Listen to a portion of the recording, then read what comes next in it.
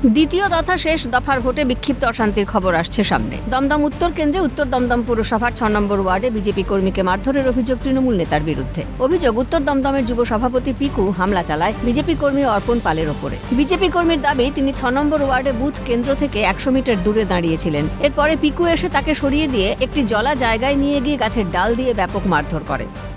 আমি 100 মিটারের বাইরে দাঁড়িয়েছিলাম, আমি বিস্কিট খাচ্ছিলাম। আমাকে বললো এখান থেকে তুই চলে যা। আমি চলে গেছি, আমি বাইরে গিয়ে দাঁড়িয়েছি, ও আবার আমাকে দৌড়ে গিয়ে আবার কলার ধরেছে। বলছি এখানে তুই কি করছিস, পাঞ্জাবি পরে ঘুরছিস, তুই কি শিয়ানা? বলে আমার কলার ধরে টানতে টানতে নিয়ে গেছে। ঠিক আছে, সিসিটিভি ফুটেজও আছে। টানতে টানতে নিয়ে গিয়ে আমাকে মারতে মারতে নিয়ে গেছে। আমাকে ফেলেছে একটা মানে একটা জলা জমির মধ্যে ফেলেছে, একটা করে লাঠি ভেঙেছে আর একটা করে পিঠের মধ্যে বসিয়েছে। মানে পর পর পর পর মারতেই থাকছে। পাড়ার লোক আমার কোনোভাবে আমাকে সাইড করে দিয়েছে, বলছে নাহলে মরে যাবো। 10 আর 12 জনকে ডাকতে গেছে। অভিযোগ জানিয়েছি, পুলিশের কাছে অভিযোগ জানিয়েছি। কি বললো পুলিশ? পুলিশ বলল যে আমরা যথাযথ ব্যবস্থা নিচ্ছি। একই অভিযোগে সরব উত্তর দমদম মণ্ডলের সভানেত্রী পিঙ্কি পাল।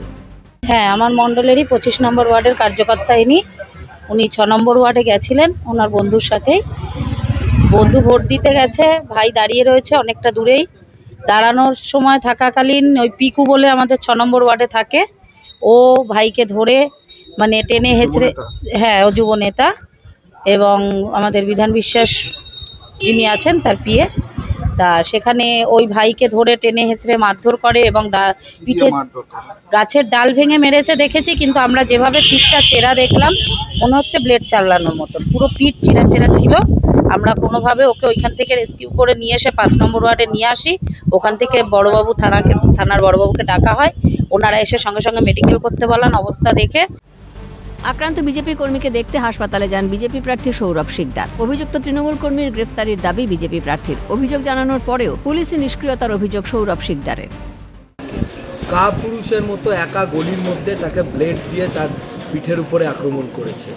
এই সৌরভ সরকারের নামে সকাল থেকে নিমতা থানায় আমরা বারংবার কমপ্লেন করেছি যে সে ওখানে জমায়েত করছে, লোকেদের প্রভাবিত করছে। যখনই সেন্ট্রাল ফোর্স গেছে, সেন্ট্রাল ফোর্স দেখে পালিয়ে গেছে, তারপরে কাপুরুষের মতো এই হামলা করেছে। আজকে যদি ভোট শেষ হওয়ার আগে তাকে গ্রেপ্তার না করা হয়, আমরা আজকে নিমতা থানা ঘেরাও করব এবং এতবার কমপ্লেন করার পরেও তার উপরে কেন ব্যবস্থা নেওয়া হলো না, প্রশাসনকে জবাব দিতে হবে।